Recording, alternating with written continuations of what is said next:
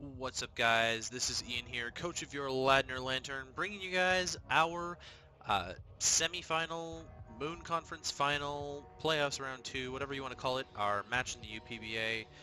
This is the second round of the playoffs, so again, whatever you want to call it. But we are taking on Bob and the Atlantic City Altarias.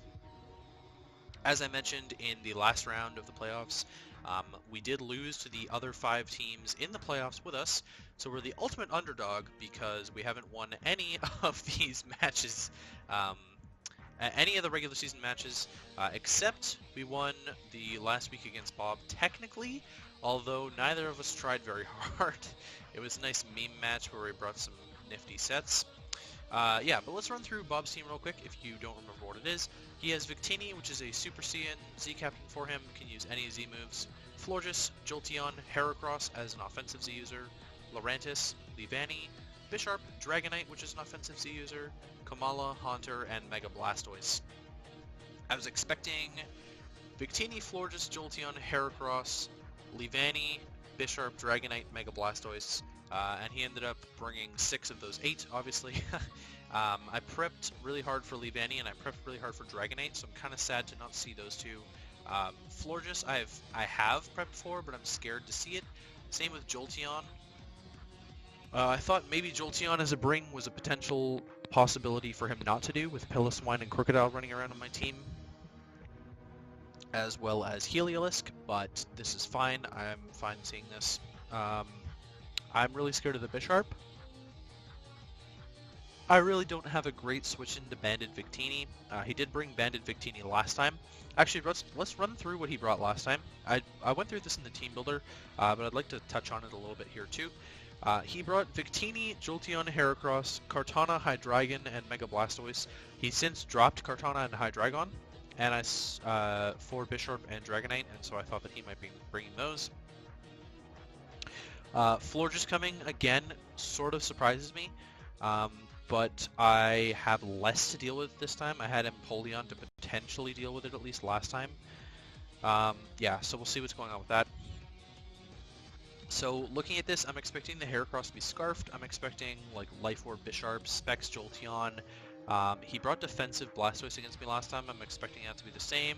Standard Florges is probably going to be a thing, and I'm expecting Banded Victini. Notable, he brought all of his priority except for Dragonite E-Speed. He brought Stealth Rocks in Bisharp potentially. He brought Rapid Spin on Blastoise potentially. And he brought his 4x weakness to Flying in Heracross and his 4x weakness to Fighting in Bisharp, which I have covered. Yeah, so let's just start it off. I'm going to lead with my Ambipom because that was my plan if Leavanny was coming, and that's my plan even though Leavanny is not coming because I can do a ton of damage to anything with my Life Orb. So that's what I'm going to do is lead off with Ambipom here as he leads off Jolteon. Now this fake out's going to do about half to the Jolteon, maybe a little bit more than half. And so we're going to see that. I would imagine his best switch into this is his Bisharp, as he actually is going to go into his Bisharp on this. We see that's a little bit bulky. It looks like it's max HP Bisharp to me based off of that damage. Otherwise, he would have taken that a little bit worse for wear. Although Bisharp is a Steel type, Ambipom hits really hard, especially with Stab Technician Life Orb Fake Out. Like, it's kind of ridiculous. But I can't stay in on this thing. I can take any Steel move and any Dark move with my Infernape, especially a knockoff. Excuse me. I didn't run through my team, but let's do that real quick while I'm on the topic. We're Life Orb, lead Ambipom, physically defensive Suicune, physically defensive Crobat, Poisonium Z Infernape, we're Scarf Kyurem-Black, and we're standard Life Orb Mimikyu. But I can go to Infernape because we're holding the Z Crystal here, so that's my switch into the Bisharp, especially because we have coverage for it. As he goes for the knockoff, does a clean 25%, shows me that he's not banded, and he doesn't show Life Orb recoil, so I don't know what this is. Could be a berry or something.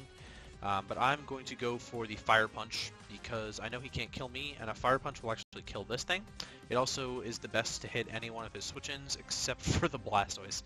So I hope the Blastoise doesn't switch in, and I'm just going to go for the Fire Punch here and catch his Florges. That does ridiculous damage because of Iron Fist. And we actually snag the burn. which is pretty funny because it's only a 10% chance to burn, I believe, with Fire Punch. Now I'm really hoping he's not going to protect. He sees that another fire. I would imagine that he thinks that Fire Punch is my best way to hit him because I didn't show the Flare Blitz. I don't have Flare Blitz anyways. He doesn't know if I'm running poison coverage. I have poison coverage because I have Gunk Shot, and I'm really hoping he doesn't protect here because then my Z Gunk Shot won't kill him, and then I'd have to risk, well, I'd probably like Fire Punch or something, but he might like Wish Protect stall me out and stuff like that, and I really don't want to have to miss a Gunk Shot. So I'm just going to go for the Z Gunk Shot here and hope he doesn't protect. And I get it off and he didn't protect. So there goes Florges down to the Acid Downpour. Really good play on my part, really good prep with the Z Gunk Shot. I'm really glad I could catch that Florges. Florges was a real big problem for my team because it's not necessarily setup fodder for anything, and I had nothing to deal with it outside of Z Gunk Shot, so I'm glad that's dead. Jolteon comes in here. If it's Specs, he has the potential to kill me with Volt Switch right here. Sorry, Thunderbolt right here. So I'm going to go into Kyurem-Black to tank whatever the heck he wants to go for. I believe it is Thunderbolt. As I go into Kyurem-Black to resist it, yeah, it only does 27 damage to us, 27%, 26.7, and yet it only did 74. Anyways, that's not the issue. Now, I don't even have Earth Power, but I can threaten the Jolteon out if I did have Earth Power. He doesn't have any flying types. He didn't bring Dragonite, which was his only ground immunity. He didn't bring Leavanny, which is a 4x ground resist. He didn't bring Lurantis, which is his other ground resist. So potentially, oh sorry, this thing actually resists ground too, doesn't it? It's a bug. But potentially, the Earth Power was my best play. This is actually his best switch into an Earth Power, but I actually clicked Ice Beam, predicting him to switch, and as long as he didn't switch into Victini, that was fine. We get a solid chunk of damage off. I just needed to chip this thing down a little bit. I wasn't ready to lock myself into Outrage and get myself killed, so that's the play. Now, my switch in is Crobat because I can 4x resist the fighting move that's going to come out here. And he actually calls that and goes for the Stone Edge. Now, despite the fact that was a crit, we actually can see that that's Adamant Scarf. Based on that damage, there's no way Jolly Scarf can do that much with a crit. And there's no way that Jolly Band can do that much with a crit. So it's definitely Adamant Scarf. And my play now, I believe, is to Roost on this thing and hope that he misses another one. I can't remember what I do here. Yeah, he just goes into Bisharp. I go for the Roost. Get some cheeky recovery in there. Crobat's still useful as a switch into the Heracross, especially if he misses Choice Band, Stone Edge, or if he doesn't predict my Crobat coming in again. I'm just going to U-turn on this Bisharp, I think, because Sucker Punch doesn't do anything to me, and I'm just going to go back into Infernape because we can take whatever hit he wants to go for. Goes for the knockoff again, still doing 25% to me. Obviously, I'm the Z move, but I still have the Z Crystal, so it's not doing shit. And I have the Mach Punch for this thing that I'm actually going to go for right here. That does damage to the Blastoise. So now he's seen the Mach Punch. We actually see that that's max HP, max defense Blastoise right there based on that damage, which scares me a little bit. So I think I just U-turn here because I know I'm going to be faster. Yeah, I actually U-turn on his double into Jolteon. I'm not sure. Maybe he expected me to go Suicune right away, but that was not my play at all. I U-turned, did a ton of damage to this Jolteon, and now Fake Out is going to demolish something real quick here with my Ambipom. I think he goes back into... Oh, he goes back into Blastoise. Fake Out does a chunk, man. 26% to max HP, max defense. Come on. Ambipom's a beast. Now we go into the Suicune as he Mega Evolves and goes to the Aura Sphere. I wasn't necessarily expecting him to go for Aura Sphere. He did bring it for the Mega Absol and the Ambipom and the Kyurem-Black, I'm assuming, because my team is relatively fighting weak. Registeel as well, Crocodile, well, I mean, he's going to hit Crocodile better with Water Pulse. Piloswine, he would also hit better with Water Pulse. Yeah, anyways, that's kind of why I think he brought Aura Sphere. He brought it last time against me and caught my Mega Absol on the Switch. I'm not falling for that this time. I'm just going to get a Toxic off on this thing, or whatever wants to come in. He goes into Bisharp predicting the Toxic, maybe.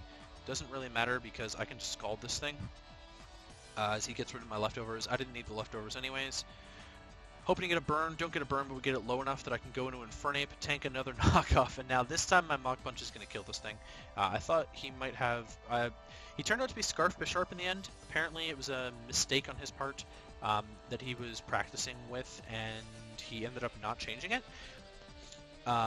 So potentially a Sucker Punch could have killed me there? I'm not entirely sure on that, but Mach Punch would have gone first, I think. Again, the priority, I know, I used to know what it was. Maybe it's because it's early in the morning or something. But Mach Punch cleans up a kill, and now Heracross comes in. Yeah, Heracross comes in. We know this is Scarf. I'm going into Crobat. He actually goes for the close combat this time. Eat that up for days. Now I can go for a Brave Bird. Obviously, Heracross is going to die to it at -1 defense. Blastoise is not going to want to take this either. It does 23 to the Blastoise. Man, the thing is bulky. And keep in mind, we are max HP, max defense Crobat, so the fact that that even did 23 is still pretty impressive. I think I can just go for another Roost here. We're not running any speed investment, but I want to get up to full so I can keep Brave Birding this thing. He actually predicts me to switch there into Suicune, I think, with the Aura Sphere. And doesn't go for the Water Stab, so I tank that like a champ as a Crobat, 4 times resisting it, and I'm just going to go for some more Brave Birds here. Try and get this Blastoise low. Blastoise doesn't have any recovery. There's the Scald. He's not going to burn me, and I'm just going to Brave Bird him one more time and take him out. Crobat picking up a well-deserved kill there. Jolteon comes out. My switch in is Kyurem-Black again. He has nothing to take on my Kyurem-Black. He's going to Volt Switch out. I don't know if he knows that I'm Scarfed, but he goes into Heracross, which is possibly the best case scenario for my Kyurem-Black here. If he'd gone into Victini, my switch-in was Suicune, get it chipped a little bit down from Mimikyu to clean it up later. Heracross is best case scenario for Kyurem-Black because now I can lock myself into Outrage against him. It will kill the Jolteon, it'll kill the Heracross, it will not kill the Victini. 2 of them will if he doubles into Victini here. So that's my play is Outrage, and we're just going to clean up the Heracross there. Victini is going to come in here. I'm going to get 1 Outrage off. It does 70%, which is ridiculous. V-Create kills me. And now at -1, my Mimikyu can come in, and I could have either set up a Swords Dance here or Shadow Sneak. I just Shadow Sneaked because it killed the Jolteon anyways, and it would have killed the Victini. In comes the Victini. I'm going to go for the Shadow Sneak again. He's actually Kasib-Berry. That was pretty much the best banned bluff into damage-reducing berry ever. The problem is that I still have my Disguise up, so as good of prep as it was, it's unfortunate that it didn't work out for him in the end. V-Create comes off, the Shadow Sneak comes off and it takes out his berry. V-Create's going to come off here and break my Disguise. He had to go for V-Create, I think. He probably didn't have another move for me. And now another Shadow Sneak will just pick him off. So we end up winning the playoff match 5-0, much different than our 1-0, very, very, very close 1-0 loss to Bob in the regular season. I do think a large factor in this is the fact that his team got a hell of a lot slower after dropping Kartana and Hydreigon. I think Kartana did really well against my team, and the fact that he dropped it means that I had a better matchup inherently. I also think picking up Ambipom and picking up Crobat were big boons to my team. Having a nice 4x fighting resist for my fighting weaknesses helped out a lot against this team, and I think Ambipom as a lead strat sort of like dissuaded Leavanny from coming at all, potentially. But the fact that I had Ambipom in the back with Fake Out, and I brought a lot of priority. I brought like three different priorities with Mimikyu, Ambipom, and Infernape this game. I think that really solidified the victory for me. Yeah, so I am filming this before the other semifinal games happen, so I don't know who my opponent is, and I guess that'll just be a surprise until you see the team builder in the game. But we will be playing in the finals of UPBA Season 1 next week. I'm really stoked to be representing the Moon Conference. The Moon Conference as a whole sort of underperformed compared to the Sun Conference. I finished the season 6-6. My opponent in in the first round of the playoffs, CSA, was in my division, and he finished 5-7. And Bob, who is my opponent today, finished 7-5. So, and he won the conference. So we all really had really close scores, and they weren't too super wackadoodle in that. But I believe both of the teams that are facing in the Sun Conference semifinals finished 9-3 apart, each of them. It is Byron versus Cade, both of whom we lost to in the regular season, and we actually lost to Cade better than we lost to Byron, so I'm not sure what to think about that. I think I have a worse matchup against Cade and a better matchup against Byron the second time around, but both of them are very scary. But don't count me out by any means. I think I've proved that I've improved. I've improved a lot this season as a battler and as a person, and I'm really hoping that I can pull home a championship. And you know what? If we don't, it's not the end of the world. We still made the finals. Making it to a championship match in our well, it's technically our second ever playoffs, but it's our first playoffs where we've had the team the entire season. I think it's really cool, and I'm really hoping to make an impression on the UPBA for seasons to come. So, yeah, that's all for me, and I will catch you guys for the finals.